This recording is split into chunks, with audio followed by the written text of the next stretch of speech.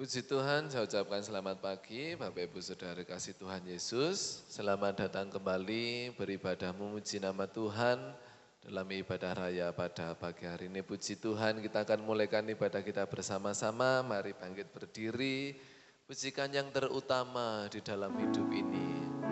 Hanya meninggikan nama Tuhan Yesus. Haleluya.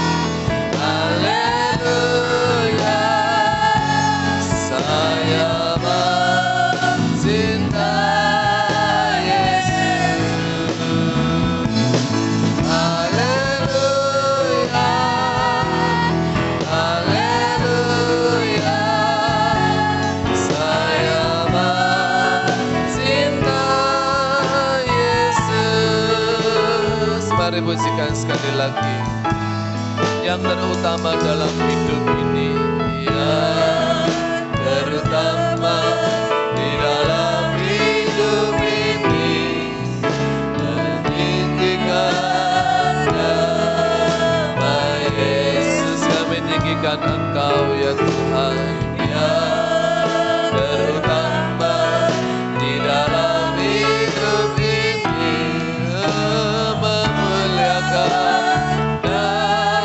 Namanya, mari sembah Dia.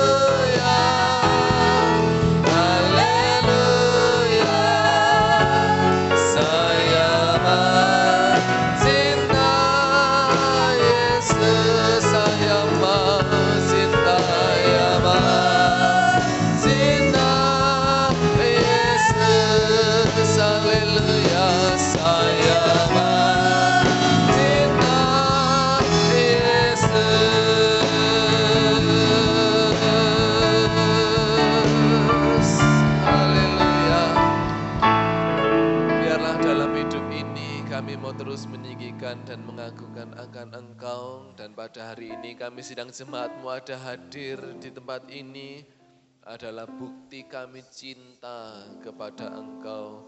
Kami mau meninggikan Tuhan, kami mau memuliakan nama Tuhan. Hadirlah Roh Kudus mengurapi pribadi lepas pribadi dalam ibadah pada pagi hari ini. Dari awal sampai pada selesainya nanti dalam pujian firman Tuhan, kur, persembahan, penyembahan, doa syafaat kami semuanya berkenan di hadirat Tuhan. Dan Tuhan mencurahkan berkat-berkat Tuhan pada kami jemaat Tuhan yang ada berbakti memuliakan akan nama Engkau. Kami mulaikan ibadah kami dengan ucapan syukur dalam berkat nama Tuhan Yesus Kristus. Haleluya. Amin. Puji Tuhan, dipersilakan duduk kembali Bapak Ibu. Bahwa serta dengan Allah. Haleluya.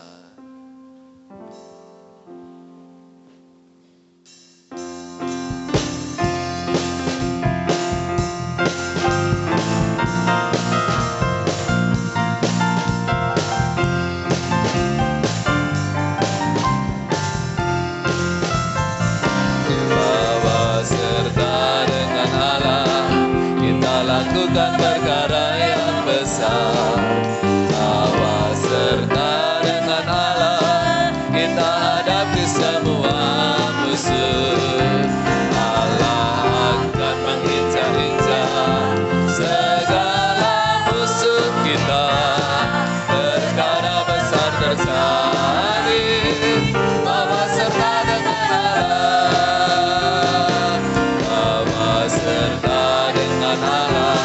Kita lakukan perkara yang besar, bahwa serta dengan Allah, kita hadapi semua musuh.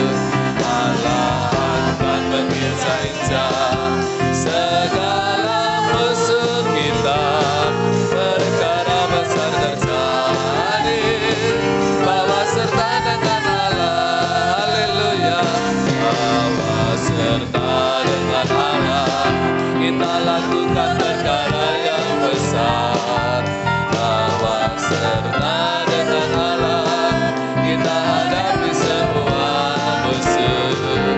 Allah akan mengincar-incar segala musuh kita, perkara besar terjadi, bahwa serta dengan Allah. Haleluya. Bahwa serta dengan Allah, kita lakukan perkara yang besar, bahwa serta dengan Allah, kita hadapi semua musuh. Allah akan mengincar-incar segala musuh kita, perkara besar terjadi, bahwa serta dengan Allah. Mari kembali berdiri bersama. Bahwa Tuhan juga, haleluya, tunduk patuhku. Bahwa Tuhan juga kota bentengku. Bahwa Tuhan juga, Dialah penolong, penolongku. Yaitu Allahku dan gunung batuku. Aku percaya akan Dia, Dia barisanku. Aku percaya akan Dia, bantu selamatku. Aku percaya akan Dia, tempat perlindungan, tempat lindunganku yang tinggi. Haleluya. Bahwa Tuhan juga, mari pujikan dengan iman, tunduk patuhku. Haleluya. Bahwa Tuhan juga kota bentengku.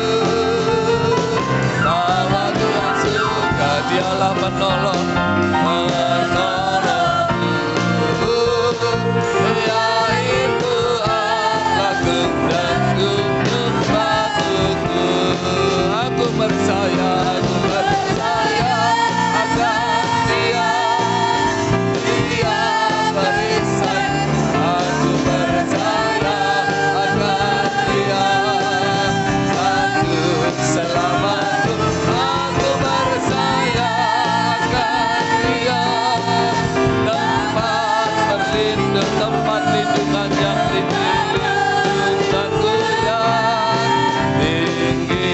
lagi. Bahwa Tuhan suka, haleluya, ke tempat bahwa Tuhan suka, notabene-ku, bahwa Tuhan suka, menolongku, Dia itu Allahku dan gunung batuku, bahwa Tuhan suka, gunung batuku, haleluya, bahwa Tuhan suka, notabene-ku, bahwa Tuhan suka, menolongku, Dia itu Allahku dan gunung batuku. Aku percaya akan Dia, Dia perisaiku. Aku percaya akan Dia, untuk selamatku. Aku percaya akan Dia, tempat perlindungan, tempat lindunganku yang tinggi. Aku percaya akan Dia, Dia perisaiku. Aku percaya akan Dia, Dialah keselamatan, haleluya. Aku percaya akan Dia, tempat perlindungan, tempat lindunganku yang tinggi. Gunung tinggi ku naik, naik, naik, mencari damai. Ke lembah curam ku turun, turun, turun, mencari damai hanya ada dalam Yesus. Namun akhirnya damai tiada ku dapati suka, kecuali hanya di dalam Yesus Tuhan, haleluya.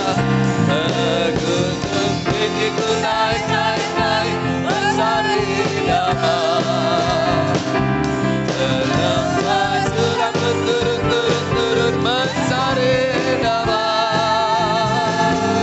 Namun akhirnya damai tiada ku dapat hanya dalam Yesus, kecuali hanya di dalam Yesus Tuhan. Sekali lagi.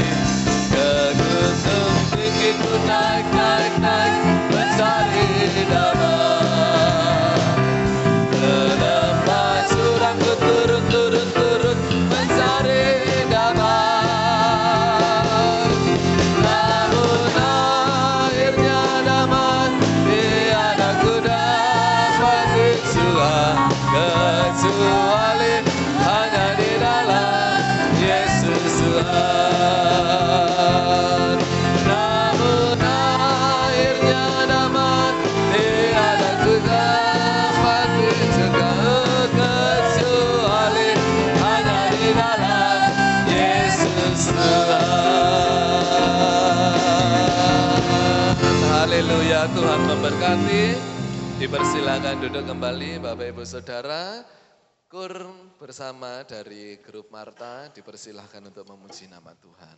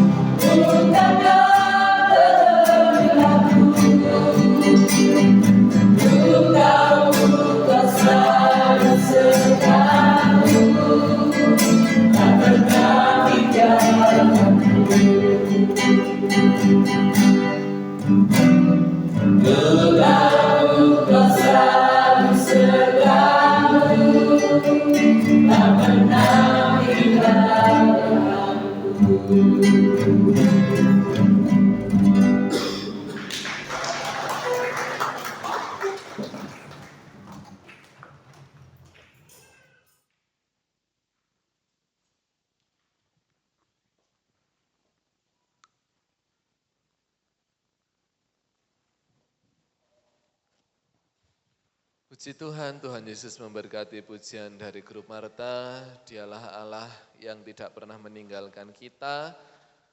Baiklah kita juga berserah hanya kepada Dia. Puji Tuhan, Tuhan Yesus memberkati. Kita akan berikan korban persembahan yang pertama untuk pekerjaan Tuhan. Besarlah Tuhan dan Dia layak dipuji.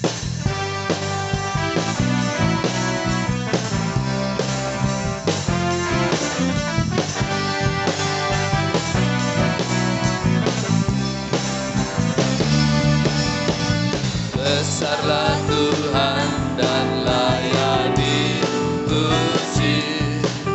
Besarlah namanya, kekallah kuasanya. Aman berlindung dalam naungannya. Dia Allah bagi kita, di pihak kita.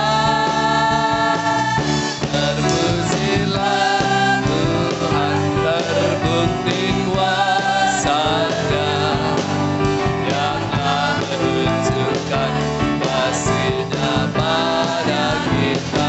Sebab Tuhan telah bangkit menyayangi kita. Terpujilah Tuhan, terpuji namanya. Yesus Allah perkasa.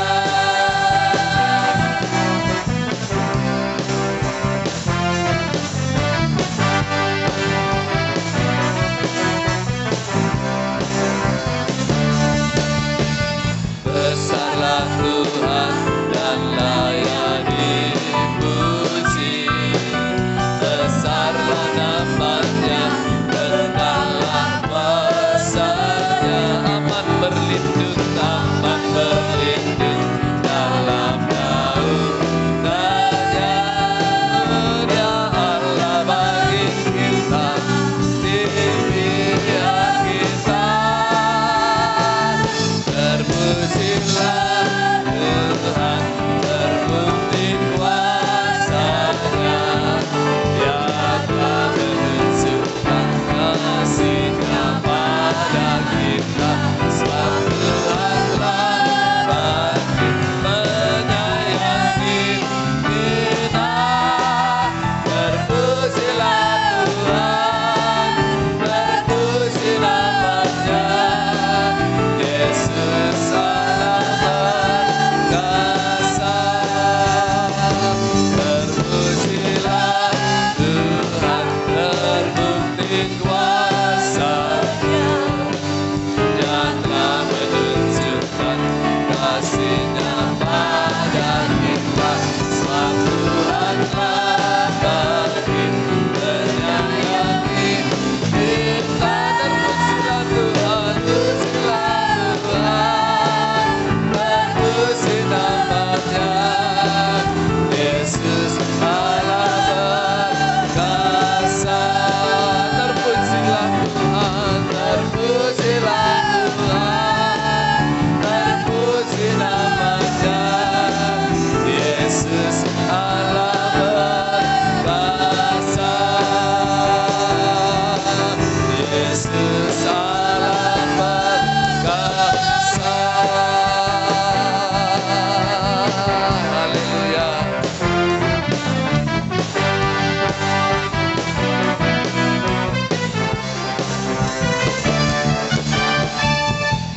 Puji Tuhan, Tuhan Yesus memberkati setiap pujian kita. Mari Bapak Ibu Saudara kembali berdiri bersama. Kita siapkan hati untuk firman Tuhan. Mari nyatakan dengan iman kita, aku punya Tuhan yang besar. Ya. Yang telah berjanji dan Dia juga pasti akan menepati sesuai firman-Nya. Haleluya.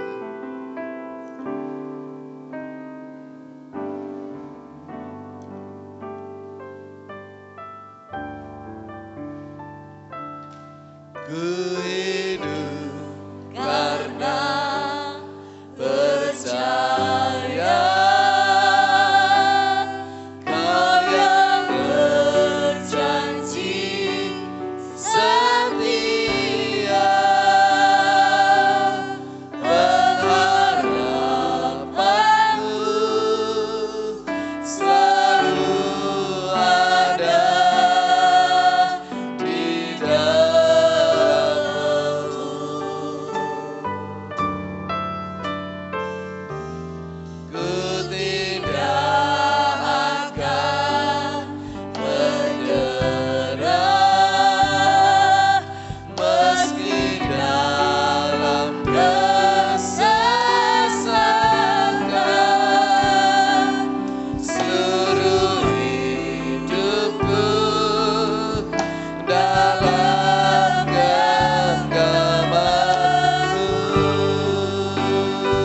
Mari nyatakan bersama. Aku punya Tuhan yang besar, yang telah berjanji dan sanggup menggenapi imanku bersepakat percaya kuasa-Nya. Ku terima sekarang kemenangan darimu.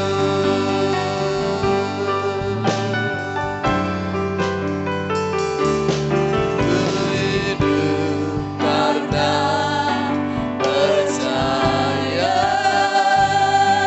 Kau yang berjanji. Dia setia, benar. Kami letakkan pengharapan kami Tuhan selalu ada di dalam-Mu.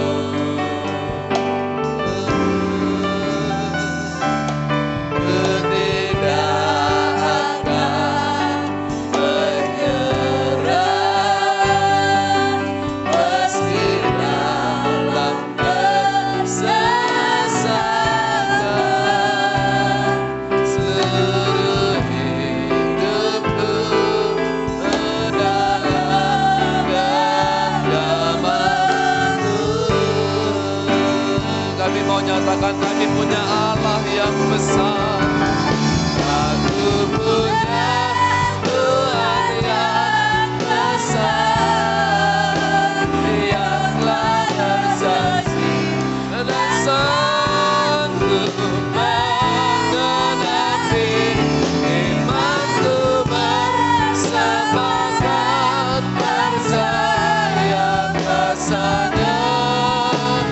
Ku terima sekarang kemenangan darimu. Aku punya Tuhan yang besar, yang telah berjanji dan sanggup. Mari sepakat dengan Dia, haleluya. Imanku bersepakat percaya kuasa-Nya. Menerima sekarang kemenangan.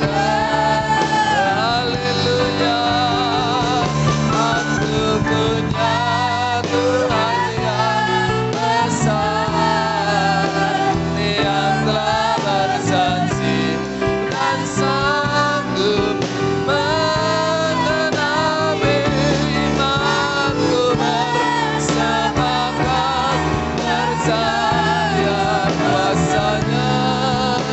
Ku terima sekarang. Mari sembah Dia, kemenangan darimu. Haleluya, haleluya.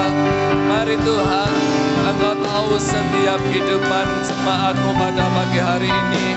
Setiap tangan yang terangkat kepada Engkau, tanda berserah kepada Engkau.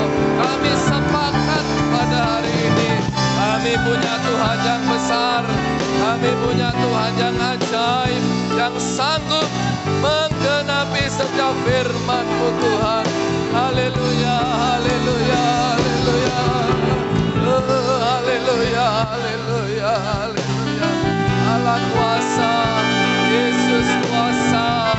Haleluya, haleluya. Terima kemenangan dari Dia.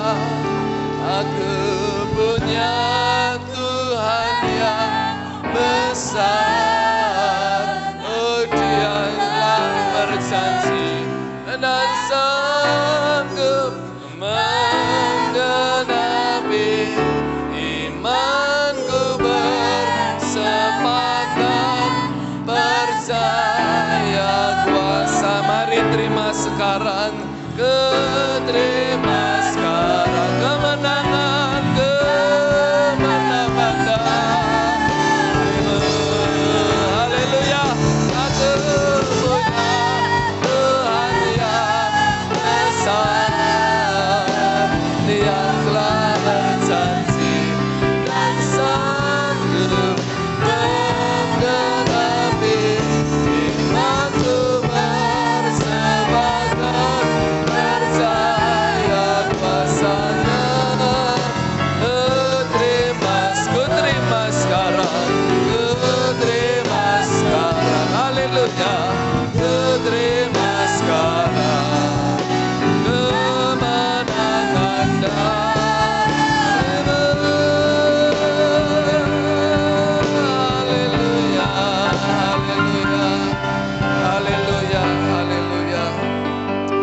berfirman-Lah Tuhan, sebab kami mendengarkan dan firman-Mu yang menjadi kekuatan serta kemenangan dalam hidup ini. Dengan kasih Kristus, Saudara Rangga berdoa dan kami serahkan pada hamba-Nya yang melayani. Haleluya Tuhan Yesus, terima kasih Tuhan buat kesempatan yang telah Kau berikan kepada kami untuk jemaat-Mu ini dapat kembali memuji, memuliakan nama Kau kembali di tempat ini Tuhan. Dan tiba saatnya untuk kami mendengarkan sebagai mendapat firman-Mu, kiranya Kau siapkan hati kami, sucikan ruangan ini, terlebih setiap hati kami ya Tuhan untuk menerima sebagai mendapat firman-Mu ya Tuhan. Dan Kau berkati lidah bibir hamba-Mu yang akan menyampaikan pendengaran firman-Mu, boleh menjadikan alat, menjadi kepunyaan-Mu ya Tuhan, untuk menyampaikan kebenaran firman-Mu ya Tuhan. Dan sebentar kami akan menerima firman-Mu, mau siapkan hanya dalam nama Yesus Kristus, haleluya puji Tuhan, amin. Amin, dipersilakan duduk kembali. Saya ucapkan selamat pagi bagi kita semua, salam sejahtera dalam kasih kemurahan Tuhan kita Yesus Kristus. Selamat beribadah, memuji, mempermuliakan nama Tuhan pada pagi hari ini. Mari kita kembali belajar firman Tuhan. Kita buka dalam 1 Korintus 15 ayat yang ke-10.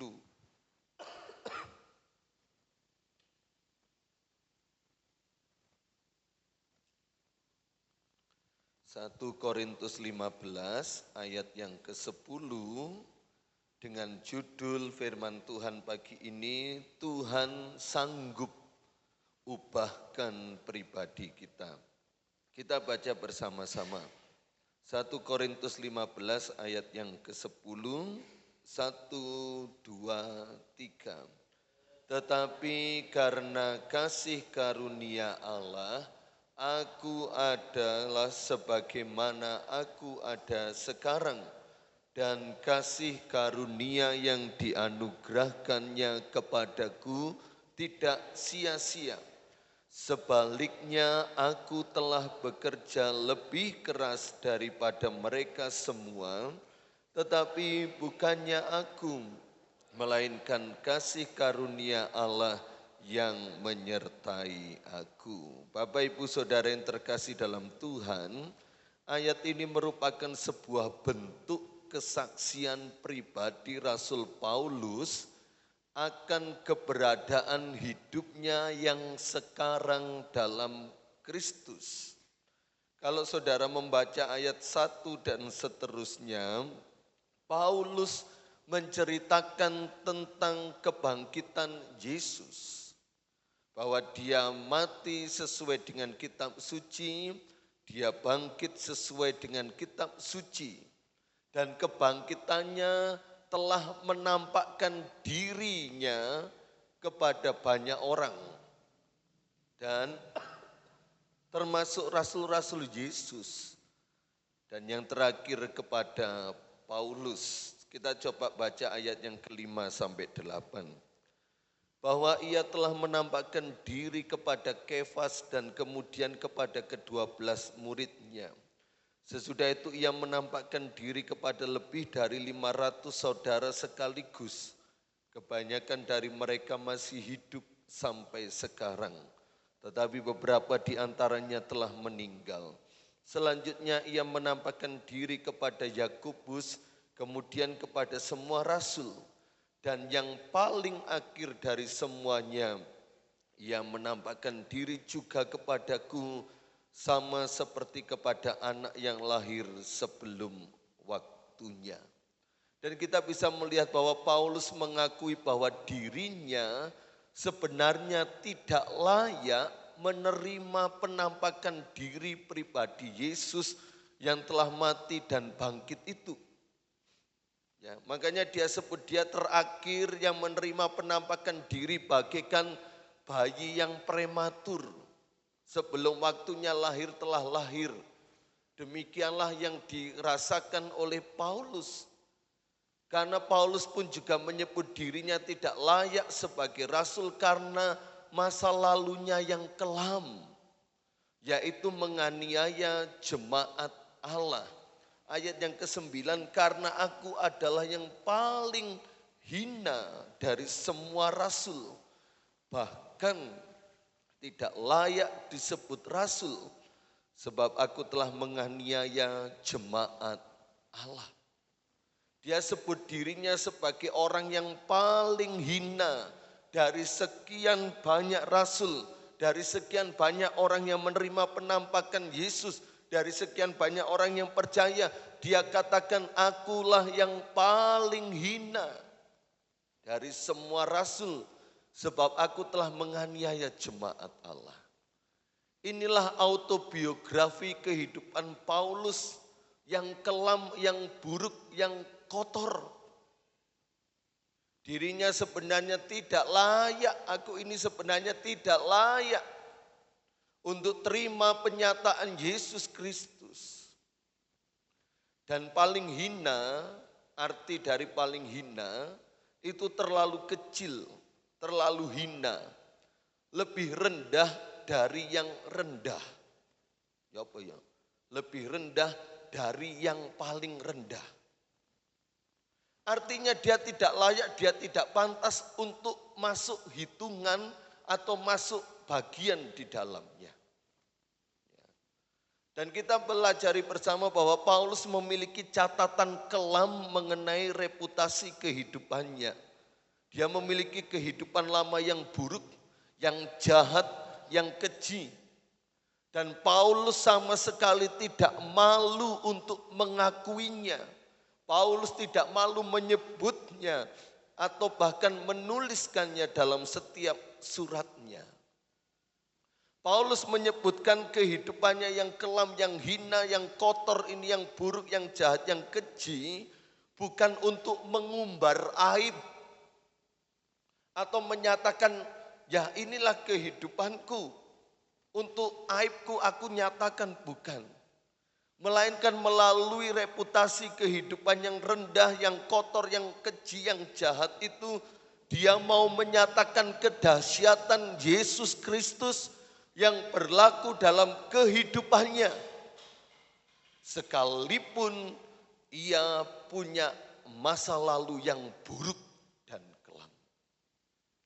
Dia mau menyatakan ini loh, perilakuku zaman dulu, kehidupanku yang dulu modelnya seperti ini. Aku gak malu menyebutkannya. Karena aku mau menunjukkan sekarang kedahsyatan Yesus Kristus yang berlaku dalam hidupku. Walaupun aku punya masa lalu yang buruk dan kelam. Mari kita melihat contoh masa lalu kehidupan kelam Paulus.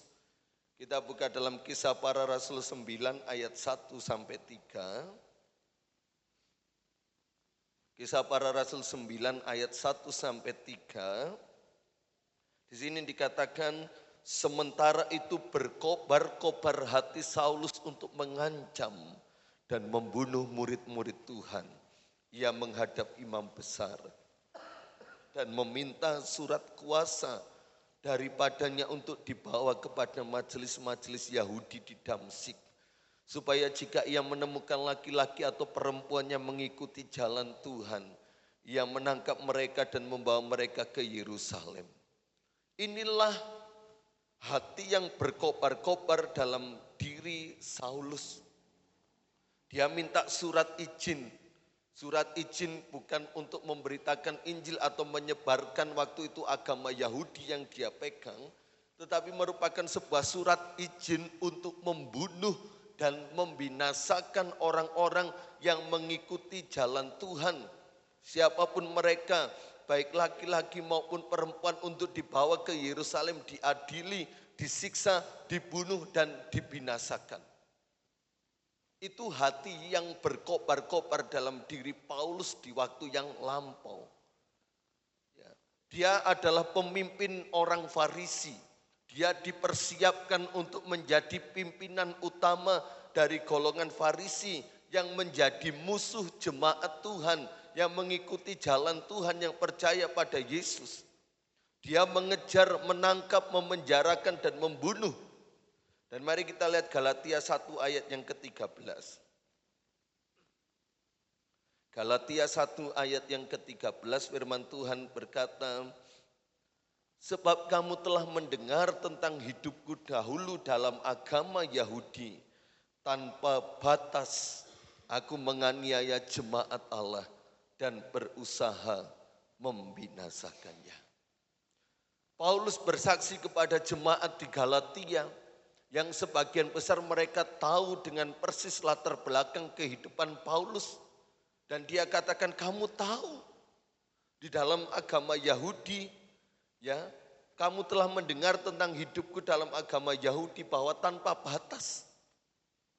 Tidak ada yang bisa menghalangi, tidak ada yang bisa mencegah bahwa aku menganiaya jemaat Allah dan berusaha membinasakannya. Inilah kehidupan Paulus. Mari kita buka kembali 1 Timotius 1 ayat yang ke-13. 1 Timotius 1 ayat yang ke-13. 1 Timotius 1 ayat yang ke-13. Aku yang tadinya, aku yang dahulu, aku yang sebelumnya, seorang penghujat dan seorang penganiaya dan seorang ganas. Tetapi aku telah dikasihaninya karena semuanya itu telah kulakukan tanpa pengetahuan, yaitu di luar iman. Dia menyebut bahwa dia adalah seorang penghujat. Ya, penghujat itu seorang yang berbicara buruk, suka memfitnah, suka mencela, suka mencaci maki, ya, suka menghina. Itu Paulus. Apakah ada di jemaat Tuhan yang model seperti ini di tempat ini? Yang suka berbicara buruk, yang suka memfitnah, yang suka mencela, yang suka mencaci maki, yang suka menghina, suka merendahkan, menganggap dirinya lebih wow daripada yang lain. Itu arti kata penghujat. Dan itu dimiliki dalam karakter kepribadian Paulus. Dia juga seorang penganiaya. Ya, penganiaya itu digunakan kata eksekutor. Dia pengeksekusi untuk membinasakan dan membunuh orang-orang yang percaya pada Yesus. Dia seorang yang ganas. Ganas. Kalau kita melihat, wah, ombaknya ganas. Berarti ombak itu siap menerjang apapun yang dilaluinya. Enggak peduli apakah itu kapal besar, apakah itu orang sedang berjemur di pantai, apakah ada yang jual-jual, pohon-pohon berdiri apapun, karena ombaknya ganas dia enggak peduli. Dia akan terjang saja. Nah, Paulus menyebut dirinya ganas. Dan dalam kesaksian hidupnya, saya coba melihat arti ganas itu apa. Dia mau menyampaikan sesungguhnya aku ini orang yang tidak layak untuk diampuni. Aku adalah orang yang sesungguhnya tidak layak untuk terima pengampunan. Tidak layak orang lain itu menerima keberadaanku. Karena aku seorang yang ganas. Ya, mungkin ini sebuah tingkatan kehidupan yang paling keji ya, dalam hidup manusia. Oh dia laki-laki yang ganas, oh dia perempuan yang ganas, oh dia seorang yang ganas. Sudah melebihi batas atau ambang batas sebuah ukuran kebaikan dan kebenaran manusia. Dan inilah watak, temperamen dan kepribadian Paulus di kehidupan yang lalu. Sekarang saya mau kembalikan bagi saya dan saudara. Jauh lebih baik mana hidup Bapak Ibu daripada Paulus? Jauh lebih baik mana? Ayo Bapak Ibu. Terang-terangan saja lebih baik Bapak Ibu. Jadi kalau saudara mau membandingkan hidup ini dengan hidup orang lain, bandingkan seperti contoh Alkitab Paulus. Ternyata kalau mau menyebut hidup saya dan saudara jauh lebih baik dari Paulus. Ini fakta realita. Pernahkah Bapak Ibu Saudara membunuh? Pernahkah Bapak Ibu Saudara menyeret-nyeret orang Kristen dan membinasakannya? Pernahkah saya dan saudara menjadi seorang yang penghujat? Pernahkah saya dan saudara mendapatkan label orang yang ganas? Gak pernah. Jadi kalau kita tahu karakter Paulus sedemikian rupa, seharusnya saya dan saudara lebih bersyukur. Bagaimana kasih karunia Tuhan melimpah dalam hidup saya dan saudara. Lebih bersyukur, lebih berterima kasih. Maka dari itu dalam ayat pokok kita kembali dalam 1 Korintus 15 ayat yang ke-10. Bahwa merupakan kesaksian hidup Paulus. Yang dinyatakan bahwa dia benar-benar mengakui bahwa kalau dia ada sebagaimana dia ada. Dia masih hidup, dia masih bergerak pada waktu itu, masih beraktivitas, masih mengiring, melayani Yesus, memberitakan Injil, memberitakan tentang Yesus yang adalah juru selamat bagi setiap orang yang percaya. Paulus menyebutnya itu semua karena kasih karunia Allah.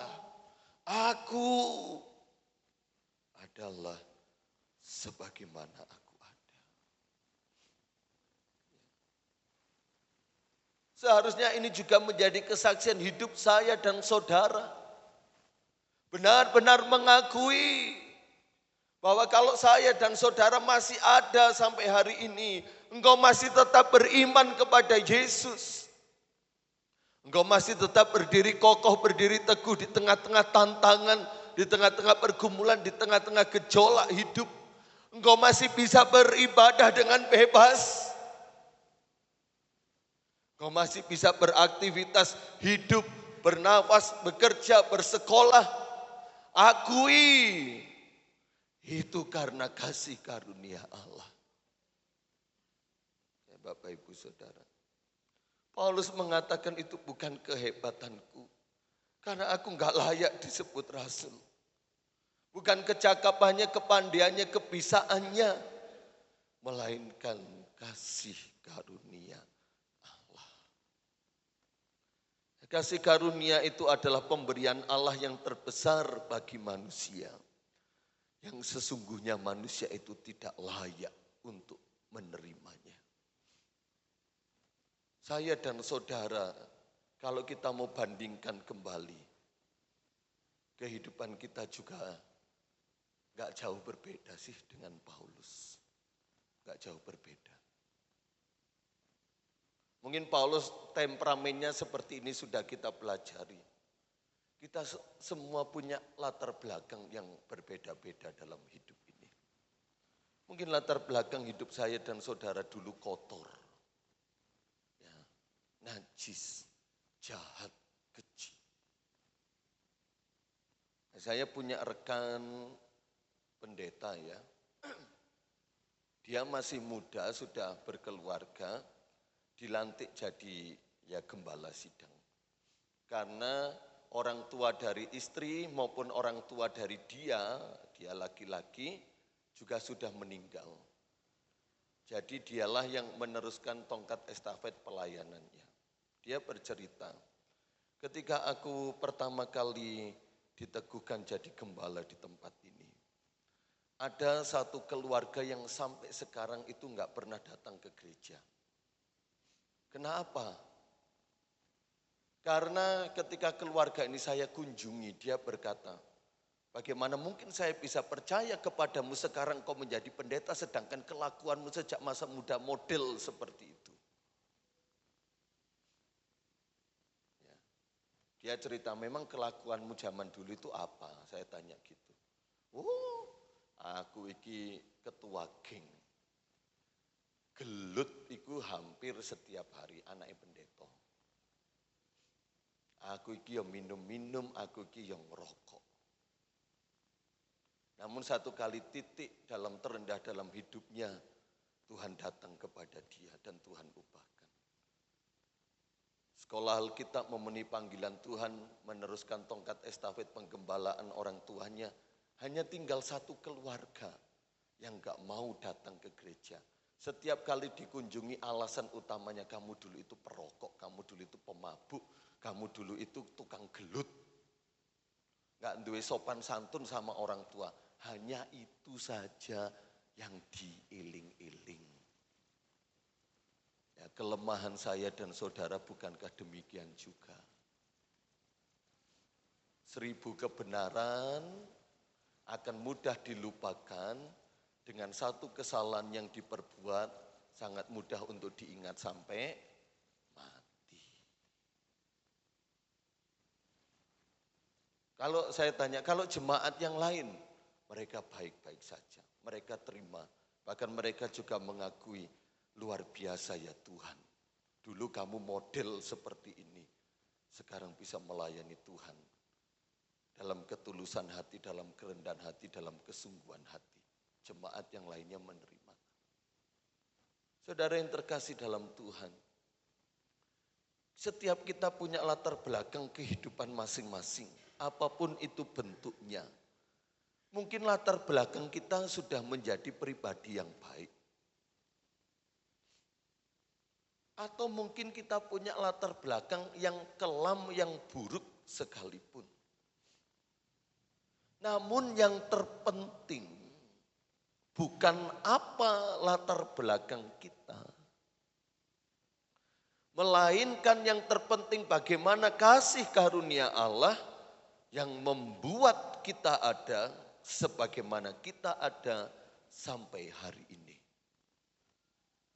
Karena kasih karunia Allah jauh lebih kuat, jauh lebih hebat, jauh lebih mampu melingkupi hidup kita daripada latar belakang kita.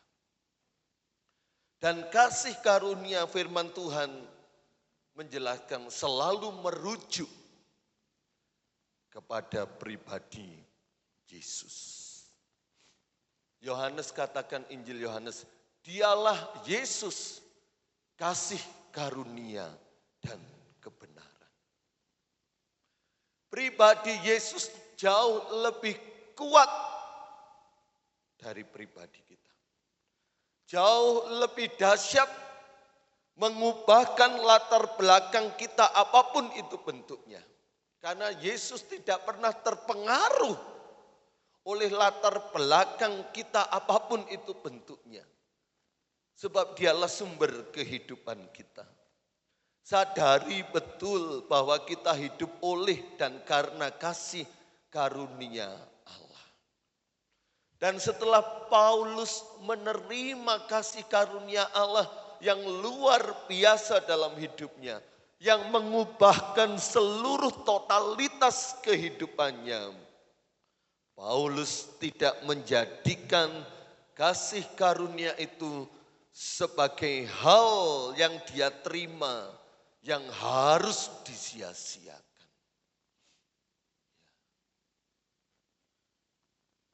Kasih karunia sebagai hal yang harus diremehkan dan dianggap tidak penting. Tetapi ketika Paulus menerima itu, Paulus sangat menghargai, menghormati, dan menjunjung tinggi kasih karunia yang Tuhan telah berikan dan ia terima. Seringkali karena kita hidup di zaman kasih karunia Yesus Kristus, kita sering meremehkan kasih karunia. Kita sering menganggapnya sebagai sesuatu yang tidak penting. Atau dianggap sebagai sesuatu yang kelak saja, yang nanti saja aku bisa kerjakan. Aku bisa hidupi, aku bisa nikmati. Berbeda dengan Paulus. Ketika dia terima kasih karunia itu, dia enggak mau jadikan sebagai sesuatu yang enggak penting, yang enggak berguna, atau dia sia-siakan. Melainkan dia hormati, dia hargai, dia junjung tinggi. Dan kasih karunia yang dianugerahkannya kepadaku tidak sia-sia. Berapa banyak saya dan saudara meremehkan dan menyia-nyiakan kasih karunia Allah. Kasih karunia Allah tidak hanya menyelamatkan, melainkan mampu mengubah kehidupan kita menjadi baru serupa dengan Kristus. Kehidupan yang terus-menerus diubahkan, diperbaharui, Ini yang jauh lebih penting. Ya. Kehidupan yang terus-menerus diperbaharui, diubahkan, semakin serupa dengan Kristus. Ini yang jauh lebih penting. Mari kita lihat mengapa Paulus bisa alami perubahan hidup sedemikian rupa. Mari kita kembali dalam Kisah Para Rasul 9 ayat 3 sampai 5.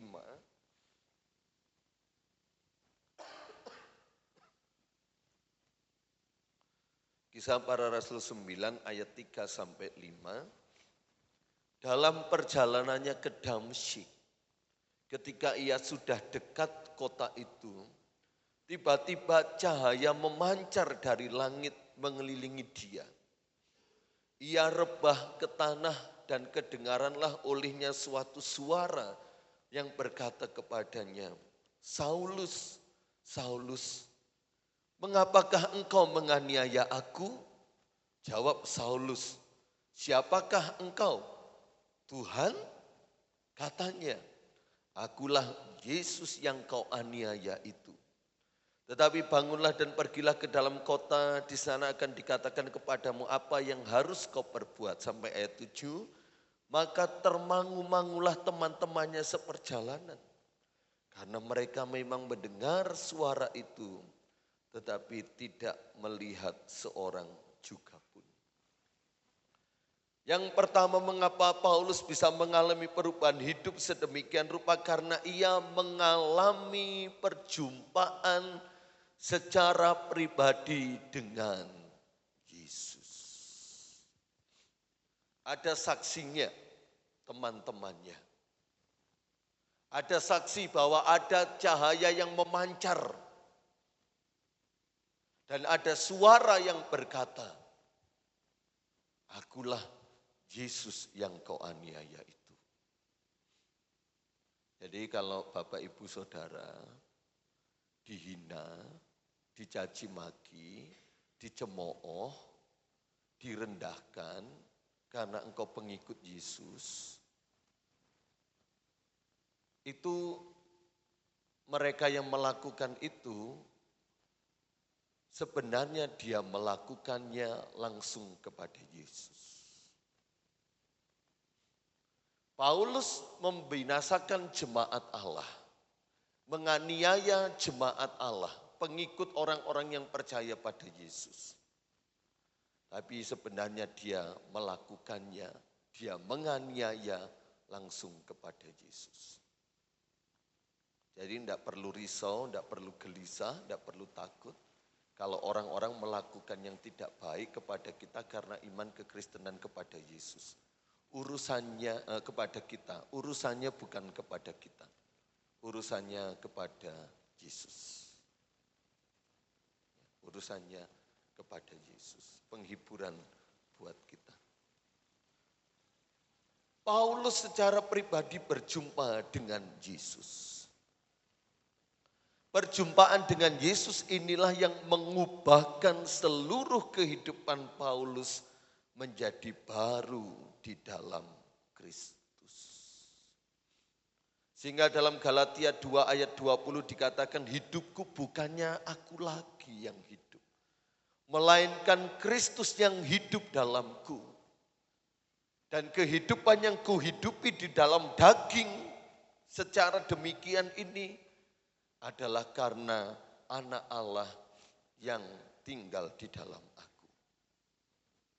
Hidup saya dan saudara bukannya saya dan saudara lagi, tetapi Kristus dalam hidup kita.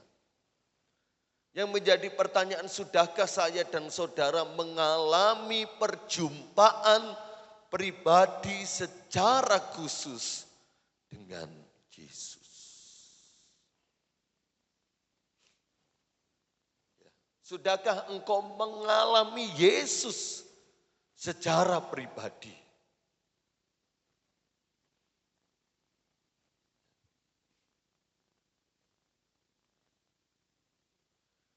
Mengalami Yesus secara pribadi, itulah yang akan mentransformasi kehidupan kita.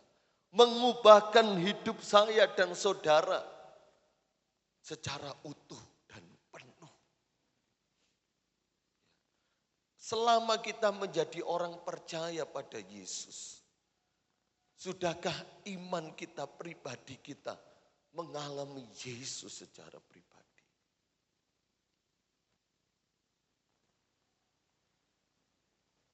Atau kita hanya menjadi orang Kristen di permukaan saja, yang cukup puas sudah menjadi orang Kristen percaya Yesus, ikut baptisan, tapi tidak mau masuk lagi ke ruang kudus dan maha kudus. Hanya di pelataran saja. Sudah cukuplah, sudah dibaptis kok. Sudah cukuplah percaya Yesus. Sudah cukuplah beribadah. Tapi belum mengalami perjumpaan dengan Yesus. Contoh-contoh di Alkitab, Nikodemus. Dia seorang Farisi yang tidak mengerti tentang konsep kelahiran baru. Namun setelah berjumpa dengan Yesus bahwa aku inilah anak Allah yang datang ke dunia untuk menyelamatkan setiap orang percaya. Di situ Nikodemus mengalami perubahan yang luar biasa. Dia menjadi orang di garda terdepan ketika Yesus diadili di mahkamah agama. Dia orang yang menjadi garda terdepan untuk pergi kepada Pilatus meminta mayat Yesus untuk dikuburkan. Dari seorang yang mempertanyakan tentang keilahian Yesus, dari seorang yang tidak mengerti tentang rencana Allah untuk keselamatan dunia, setelah dia bertemu dengan Yesus, dia diubahkan. Sakius, kita mengerti kisah Sakius. Ketika dia bertemu dengan Yesus, Yesus katakan sesungguhnya di rumah ini ada keselamatan. Dan Sakius menerima Yesus dengan penuh sukacita. Tanpa diingatkan lagi, tanpa dielingno lagi, Sakius kamu telah memeras orang. Hei Sakius engkau telah mengambil uang lebih dari target pajak yang seharusnya kamu ambil. Enggak perlu diingatkan. Dia akui sendiri. Aku bagikan kepada orang miskin. Sekalipun, walaupun mungkin ada yang aku peras, kalaupun yang ada aku peras, aku akan kembalikan berlipat-lipat kali ganda. Orang Kristen yang sudah mengalami perjumpaan pribadi dengan Yesus itu enggak perlu ditarik-tarik, didorong-dorong, diingatkan untuk datang kepada Tuhan, itu seharusnya enggak perlu. Sudah dari dirinya sendiri karena dia telah berjumpa dengan Yesus. Itulah yang mendorong dia untuk selalu berjumpa dengan Yesus. Kalau kekristenan kita masih didorong-dorong, ditarik-tarik, diingat-ingatkan, kekristenan kita hanya di permukaan. Ingat di permukaan tanah itu ada 3. Tanah berbatu-batu, di pinggir jalan, dan di semak duri. Sulit untuk berbuah dan berubah. Dengan tanah hati di pinggir jalan, berbatu-batu dan di semak. Tapi kalau benih itu jatuh di tanah yang subur, dia masuk lebih lagi, lebih dalam lagi. Dia akan bertumbuh, berbuah, dan berubah. Karena benih itu berubah. Dia busuk dulu, dia mati, dia bentuk akar, dia jebol itu tanah. Terubus semakin tinggi, daun bertambah, jadi batang, jadi ranting, daun di mana-mana kemudian berbuah. Gambaran orang Kristen yang berjumpa dengan Yesus demikian. Dia semakin mengakar di dalam Tuhan. Bukan hanya sekedar status-statusnya rohani. Tapi kita masih suka mencela, merendahkan, dan lain sebagainya. Paulus juga. Perjumpaan pribadi dengan Yesus bukan lagi sekedar membaca. Oh Tuhan itu kasih. Tetapi merasakan sendiri bagaimana saya dan saudara dikasihi. Saudara dan saya diampuni. Kita diterima apa adanya oleh Yesus. Terlepas dari masa lalu kita ataupun kegagalan kita. Jadi tidak hanya tahu Yesus itu penuh kasih. Yesus itu maha pengampun. Tapi benar-benar dia merasakan sendiri, inilah aku yang dikasihi. Inilah aku yang diampuni. Inilah aku yang diterima. Sekalipun masa lalu hidupku kelam, buruk, jahat, kotor, keji, najis. Namun dia terima aku. Kegagalanku tidak pernah menghambat dia untuk menerima diriku. Itu perjumpaan pribadi dengan Yesus. Mari kita kembali lagi dalam 1 Timotius 1.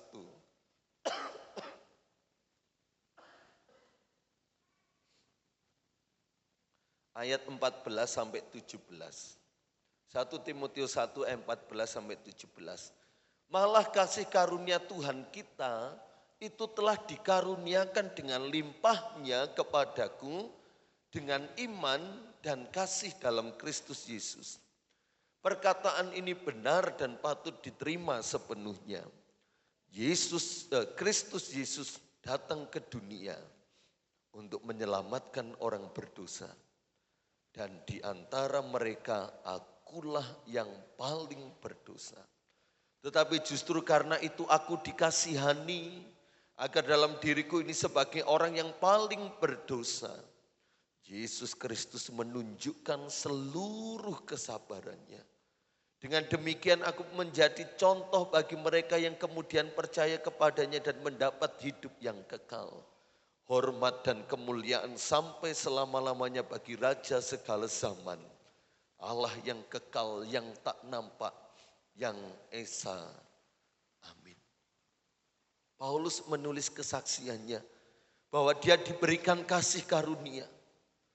Dia diampuni, dia dikasihi, dia diterima, dan dia beroleh kesabaran dari Allah. Ketika Paulus menerima perjumpaan dengan Yesus, ada sebuah tujuan. Ayat yang ke-16 dan 17 menjadi berkat untuk hormat kemuliaan bagi nama Tuhan Yesus Kristus.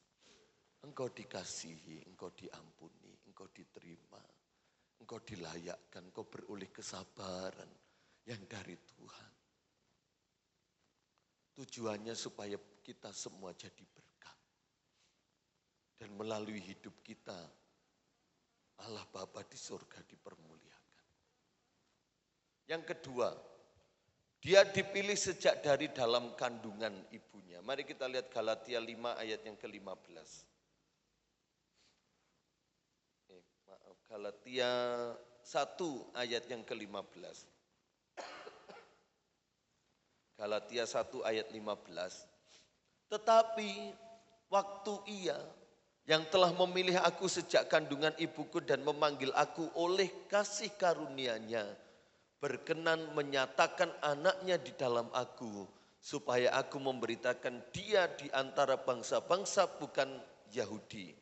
Maka sesaat pun aku tidak meminta pertimbangan kepada manusia. Walaupun kita nggak tahu Paulus terima panggilan Yesus ini umur berapa? Kita nggak tahu. Kalau catatan-catatan sejarah mengatakan dia mati kurang lebih umur 70 tahunan. Tapi kita nggak tahu umur berapa dia terima panggilan Yesus. Dia mengalami perjumpaan dengan Yesus. Namun dia berkata bahwa Tuhan telah memilih dia sejak dari kandungan ibunya. Untuk apa? Menyatakan kebesaran Yesus Kristus. Enggak peduli Bapak Ibu Saudara jadi Kristen sejak dari dalam kandungan, sejak dari lahir, atau anak-anak, dewasa, pemuda, remaja, atau sudah menjadi Tuhan, enggak peduli. Tuhan enggak peduli dengan umur, dengan waktu. Tapi satu hal yang kita mengerti, Tuhan telah memilih kita sejak dari kandungan ibu kita.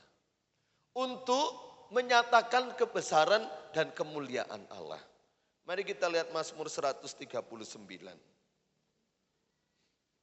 Mazmur 139. Ayat 13 sampai 16. Mazmur 139 ayat yang ke-13. Sebab engkaulah yang membentuk buah pinggangku, menenun aku dalam kandungan ibuku. Aku bersyukur kepadamu oleh karena kejadianku dahsyat dan ajaib. Ajaib apa yang kau buat dan jiwaku benar-benar menyadarinya. Tulang-tulangku tidak terlindung bagimu. Ketika aku dijadikan di tempat yang tersembunyi dan aku direkam di bagian-bagian bumi yang paling bawah. Matamu melihat selagi aku bakal anak. Dan dalam kitabmu semuanya tertulis. Hari-hari yang akan dibentuk sebelum ada satupun daripadanya. Dari ayat ini kita melihat bahwa Tuhanlah yang membentuk saya dan saudara dalam kandungan ibu kita. Sampai sekarang misteri tentang kandungan dalam bayi itu belum seluruhnya terungkap dan tersingkap. Bagaimana mungkin sel-sel, bagaimana mungkin saraf-saraf, bagaimana pembentukan tulang, pembentukan otot, pembentukan otak, pembentukan hati, itu terselidiki dan terungkap dengan bebas sampai sekarang belum ada. Hanya saja pemeriksaan-pemeriksaan, trimester pertama, trimester kedua, trimester ketiga pembentukan ini. Hanya sekilas saja. Karena memang Tuhan yang membentuk sedemikian rupa hidup saya dan saudara dengan indah. Di tempat yang tersembunyi direkam di bumi yang paling bawah. Tuhan telah melihat kita ayat 16, memperhatikan kita, mempedulikan kita selagi aku ini masih bakal anak. Masih calon anak. Tuhan itu sudah melihat kita. Lah apalagi ketika saya dan saudara sudah muncul di bumi sekarang ini. Di tempat yang tersembunyi dalam kandungan ibu kita, dia telah pilih dan perhatikan kita. Dan sekarang kita hidup. Masakan Tuhan gak melihat dan memperhatikan kita? Dia melihat dan memperhatikan kita. Dia tahu kehidupan Bapak Ibu. Dia tahu pergumulan Bapak Ibu. Dia tahu beban apa yang Bapak Ibu rasakan. Dia tahu, dia melihat. Tuhan belum selesai dengan kita. Tuhan terus berperkara dan berkarya dengan kita. Tuhan mau pakai hidup saya dan saudara. Tuhan tahu hari-hari yang akan kita lalui. Tuhan tahu. Semuanya sudah tertulis. Tuhan sudah menulis hari-hari kita. Besok tanggal 13 Juli jam sekian, menit sekian, engkau akan melewati ini, Tuhan sudah tahu. Tuhan sudah tulis semua. Dan memang itu hari-hari yang harus kita lewati. Tuhan sudah catat semua. Dan ini menunjukkan bahwa Ia sutradara yang terbaik yang memiliki skenario hidup yang terbaik buat kita. Amin Bapak Ibu. Oh, sutradara itu apa sih? Dia sutradara yang terbaik, yang memiliki skenario alur cerita yang terbaik buat kita. Nabi Yeremia sempat berbantah kepada Tuhan. Ketika firman Tuhan datang kepada Yeremia, pergi kamu kepada bangsa-bangsa. Beritakan berita pertobatan. Dia katakan, Tuhan ojo aku ini masih muda. Yeremia ternyata sudah punya tren tersendiri sebelum tren sekarang itu marah. Tren sekarang kan, loh Tuhan kalau ada yang orang lain bisa kenapa harus aku? Yeremia sudah mengungkapkan itu, Tuhan kalau ada yang lain bisa kenapa sih harus aku? Yang lain saja, aku masih muda. Dan Yeremia menerima jawaban dari Tuhan. Akulah yang membentuk engkau dalam kandungan ibumu. Sebelum engkau lahir, aku telah menetapkan engkau menjadi berkat bagi bangsa-bangsa. Dan disitulah Yeremia menerima rencana yang indah. Demikian pula rencana indah bagi setiap kehidupan kita, Tuhan telah siapkan. Kita kembali poin yang terakhir, 1 Korintus 15 ayat yang ke-10. Bagian bawah. Sebaliknya, aku telah bekerja lebih keras daripada mereka semua. Tetapi bukannya aku melainkan kasih karunia Allah yang menyertai aku. Setelah Tuhan ubahkan hidup Paulus, setelah Tuhan ubahkan hidup kita menjadi orang-orang yang mengalami transformasi dan hidup baru, apa yang harus kita lakukan? Bekerja lebih giat. Artinya kita mau meresponi kasih karunia dengan sungguh-sungguh. Jangan lagi kita meremehkan, merendahkan, menghina kasih karunia, tapi responi kasih karunia dengan sungguh-sungguh. Bekerja lebih giat lagi mengandung arti kita mau melayani Tuhan, mau melayani sesama, lebih totalitas lagi. Lebih all out lagi, lebih bersungguh hati lagi. Mungkin dulu kita merasa aku wis iso kok. Sekarang diubah. Aku mau lebih totalitas lagi, lebih sungguh-sungguh lagi. Mengupgrade diri, melatih diri lebih lagi. Kita mau melakukan tugas pelayanan atau pekerjaan kita sehari-hari dengan kualitas yang terbaik dan usaha yang maksimal.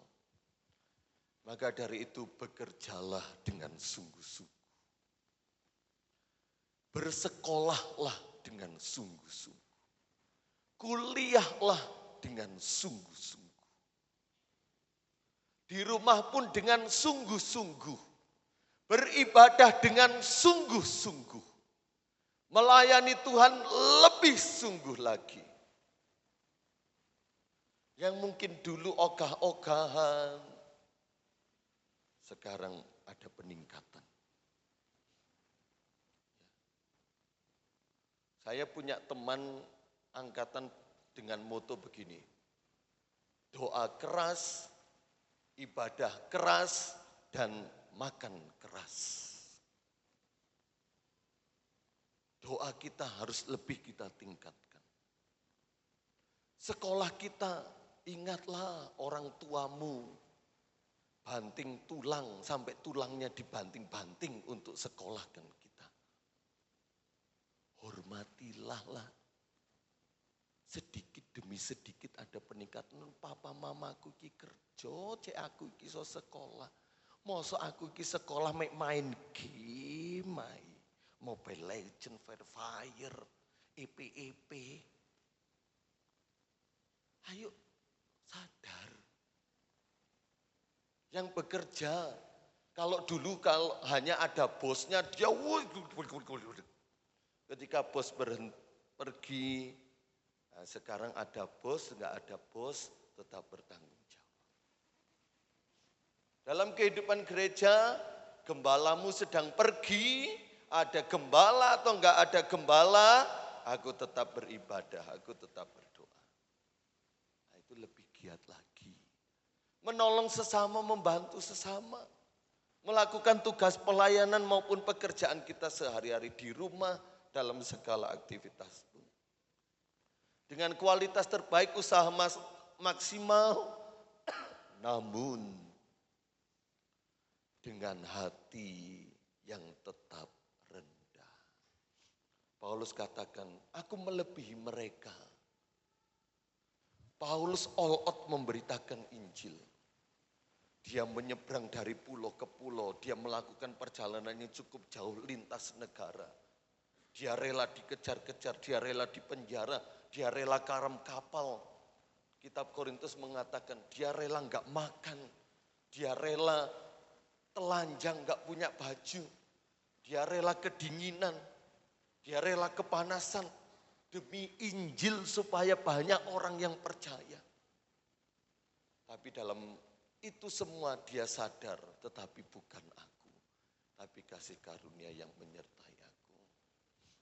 Kalau engkau diangkat dalam pekerjaanmu, dalam usahamu, dalam bisnismu, dalam ekonomimu, dalam sekolahmu, dalam pelayananmu, engkau dipakai Tuhan luar biasa.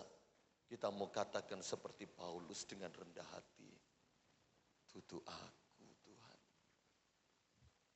Tapi benar-benar kasih karunia yang menyertai aku. Semata-mata hanya anugerah Tuhan. Kalau kita sadar dan mengerti akan hal ini, itu membentengi kita, memagari kita, untuk kita tidak menjadi sombong dan tinggi hati. Karena kita menyadari itu semua karena anugerah Tuhan, bukan kehebatan diri sendiri.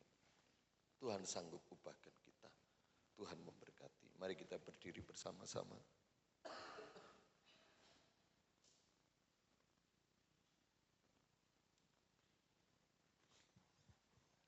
Kita ingat satu pujian, Bapa engkau mengenalku lebih dari siapapun.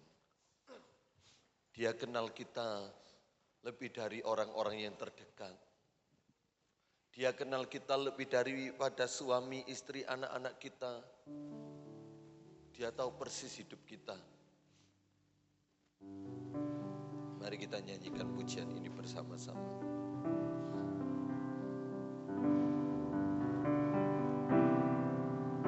Bapa, engkau mengenalku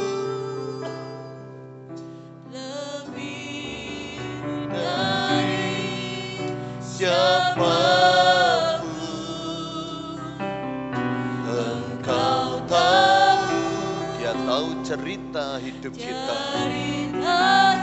Dia telah tulis sedemikian rupa. Hatiku tak peduli masa lalu, tak peduli masa lalu. Dia tetap pilih kita, dia tetap panggil kita, dia tetap mengasihi kita, dia mengampuni kita, dia menerima kita, dan dia menyelamatkan kita. Sempurnakan jadi karya yang indah. Ini aku percaya, tiada yang mustahil bagimu. Kuasa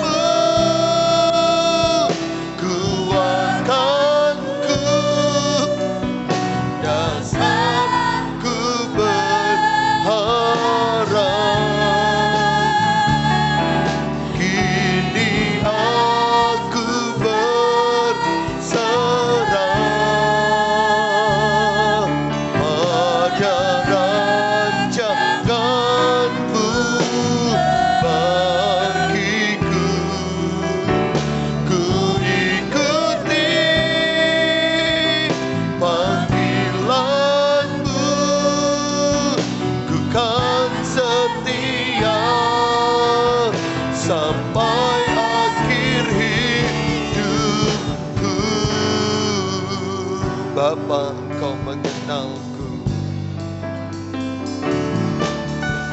Bapa, Engkau mengenalku lebih dari siapapun. Engkau tahu ceritaku dan isi hatiku. Tak peduli masalahku, Engkau tetap memilihku. Ubahkanku,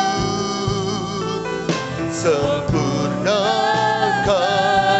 jadikan yang indah. Haleluya. Kini aku percaya tiada yang mustahil bagimu. Kuasamu kuatkanku, dasarku berharap.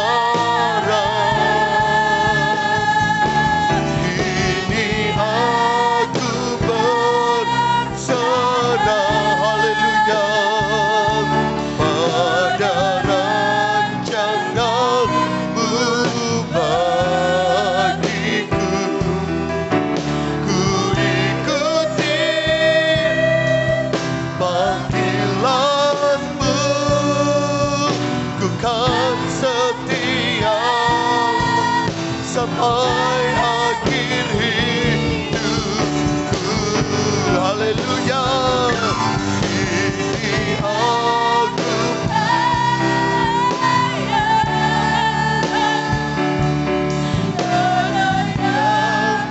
mustahil bagiku. Kuasamu kuatkanku, dasarku berharap. Kini kami berserah, kini aku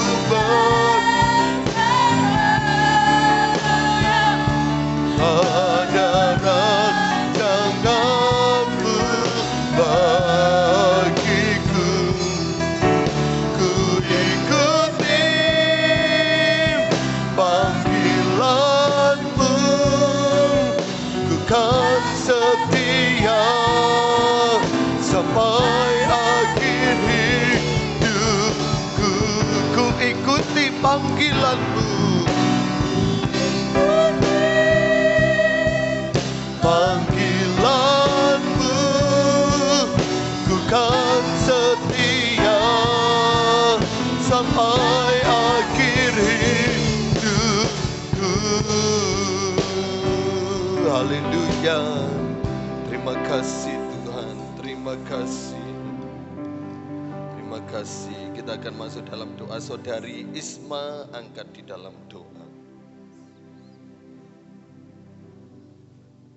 Terima kasih Bapa kami ada di dalam kerajaan surga, terima kasih Tuhan atas setiap kasih-Mu, anugerah-Mu Tuhan. Terima kasih Tuhan, Engkau telah memilih pribadi kami Tuhan yang ada di tempat ini Tuhan Yesus untuk menjadi anak-anak-Mu Tuhan.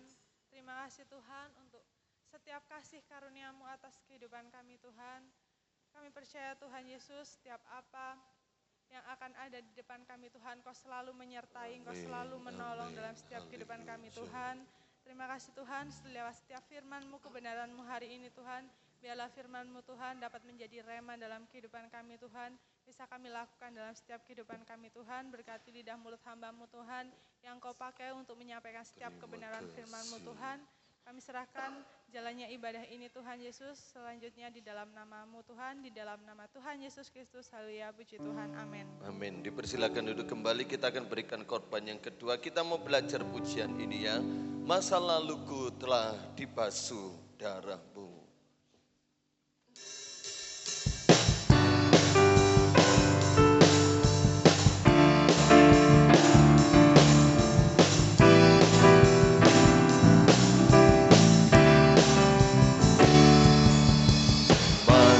laluku telah dibasuh darah-Mu. Semua gagalku telah ditebus oleh-Mu. Mengenal-Mu itu lebih dari segalanya. Tinggal dalam-Mu itu kebanggaanku. Ku berlari menuju harapan di depanku. Ku lupakan semua yang di belakangku. Ku mengarah kepada apa yang di depanku. Ku menuju kemenangan yang dari-Mu.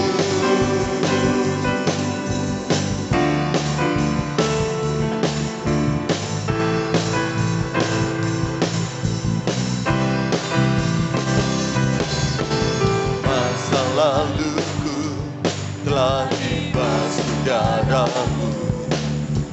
Semua gagalku telah ditebus oleh-Mu. Amin.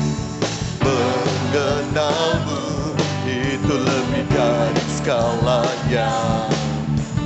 Tinggal dalam-Mu itu kebanggaanku. Amin.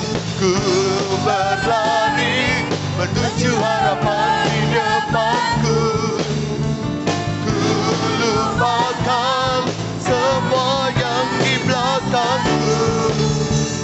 Ku mengarah kepada apa yang di depanku. Ku menuju kemenangan yang dari-Mu. Ku berlari menuju harapan di depanku. Ku lupakan semua yang di belakangku. Ku mengarah kepada apa yang di depanku. Ku menuju kemenangan dari-Mu.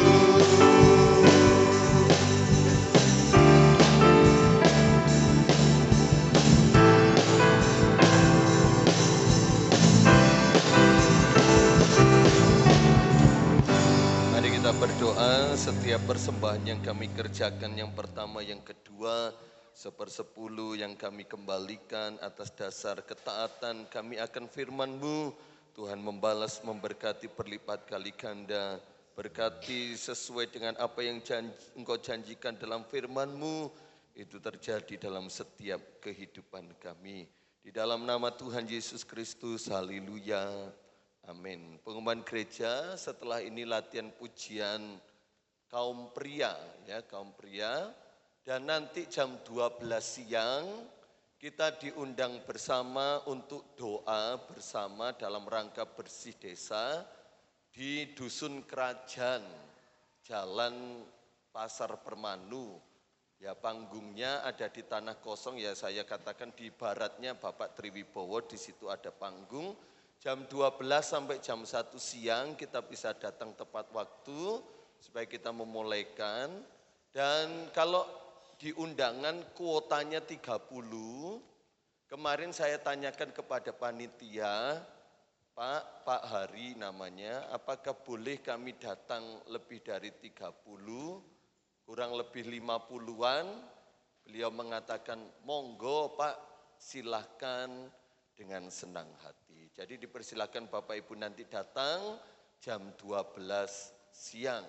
Selasa doa pemuda remaja, Rabu ibadah kaum pria, Sabtu pemuda remaja, Jumat doa puasa pelayan Tuhan, Sabtu pemuda remaja, dan Minggu pagi anak-anak sekolah minggu, Minggu siang ibadah raya umum akan dilayani oleh hamba Tuhan dari Sorong, ya, yang akan melayani pemberitaan firman Allah.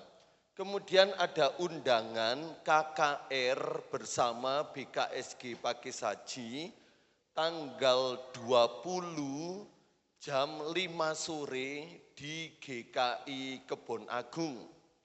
Bapak Ibu yang mau mengikuti silahkan mendaftar kepada kami Bapak Ibu Gembala. Ya, nanti bisa di-sharekan di grup, bisa mengisi di situ. Kemudian tanggal 22 Juli juga ada ibadah KKR bersama di GPDI Lembah Dieng. Jam 8.45 pagi. Dan Bapak Ibu yang mau mengikuti juga menyampaikan kepada saya atau Ibu Gembala, sebab diperlukan pendaftaran untuk disampaikan kepada panitia yang ada.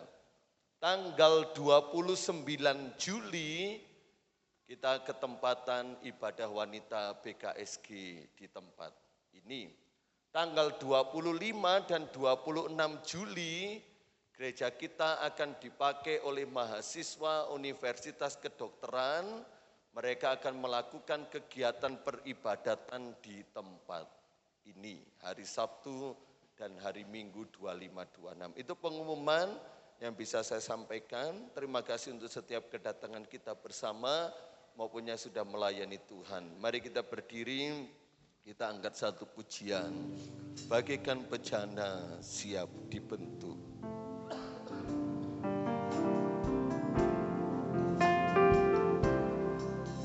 Bagaikan bejana siap dibentuk, demikian hidupku di tanganmu, dengan urapan kuasa Roh-Mu, ku dibaharui selalu.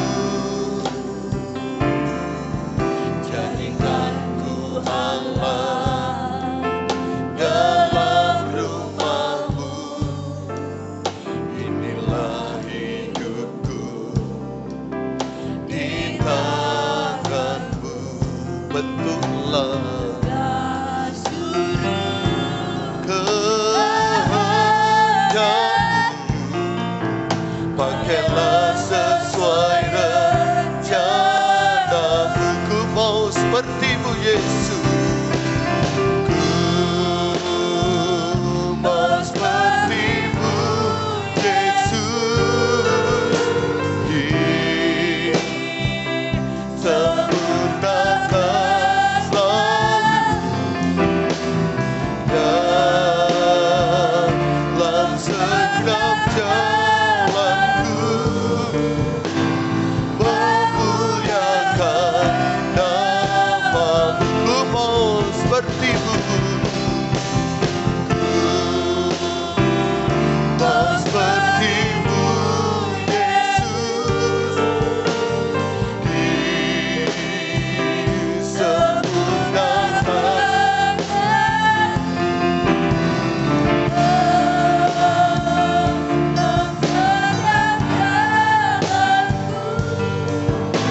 memuliakan nama-Mu. Kami bersyukur kepada Tuhan. Kasih karunia-Mu melayakkan setiap kami, kasih karunia-Mu menerima kehidupan kami apa adanya. Inilah kami umat-Mu, seluruh keluarga besar GPDI Tunggul Permanu datang kepada Tuhan dengan segala keberadaan kami. Kami yakin Engkau memiliki cerita, kisah hidup yang indah dalam setiap kami. Tak peduli apapun masa lalu kehidupan kami, Engkau telah menerima, Engkau telah mengampuni, Engkau telah memulihkan, Engkau juga menyelamatkan kami. Berkati jemaat Tuhan yang hadir malam hari ini, dalam segala pergumulan mereka, beban yang dihadapi, kami yakin mereka terima jawaban yang dari Tuhan saat pagi hari ini ketika mereka beribadah kepada Tuhan.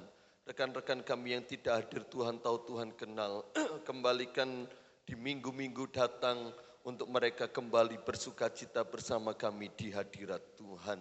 Berkati acara doa bersama sebentar siang, biar Roh Allah bekerja di tengah-tengah kami. Apa yang kami kerjakan untuk hormat kemuliaan nama-Mu, kehadiran umat-Mu, boleh menjadi berkat bagi banyak orang, sehingga orang lain boleh melihat Kristus dalam hidup kami. Segala aktivitas kegiatan jemaat-Mu yang dikerjakan setelah ini maupun di hari-hari mendatang, anak-anak-Mu yang bekerja, yang akan kembali bersekolah, Tuhan menyertai, memberkati, melindungi, memberikan hikmat, akal budi yang daripada Tuhan. Dan Tuhan menjadikan segala sesuatu yang kami lakukan, yang kami kerjakan berhasil. Nama Tuhan dipuji, dipermuliakan. Sehat-sehatkan kami semua dengan kesehatan yang dari Tuhan. Cukupkan segala keperluan, kebutuhan, keuangan kami semua. Sebab Engkau yang memelihara hidup kami. Kami mempercayai pertolongan Tuhan atas ekonomi kami, atas rumah tangga kami, atas segala aspek hidup kami. Berkati dalam perjalanan kami pulang sampai di rumah dengan segala selamat. Sekarang saudara-saudaraku yang terkasih, terimalah berkat yang datangnya dari Allah Bapa, cinta kasih, rahmat, anugerah, penunjukan, belas kasihan dan kasih sayang dari Tuhan kita Yesus Kristus. Persekutuan, kekuatan, penghiburan, damai sejahtera, sukacita, dan penyertaan Allah Roh Kudus menyertai kita senantiasa sampai Maranatha Tuhan Yesus datang yang kedua kali. Berkat Abraham, Ishak dan Yakub jadi bagian kita sekarang dan sampai selama-lamanya. Di dalam berkat nama Tuhan Yesus Kristus kami berdoa dan mengucap syukur. Haleluya. Amin. Selamat siang, Tuhan memberkati.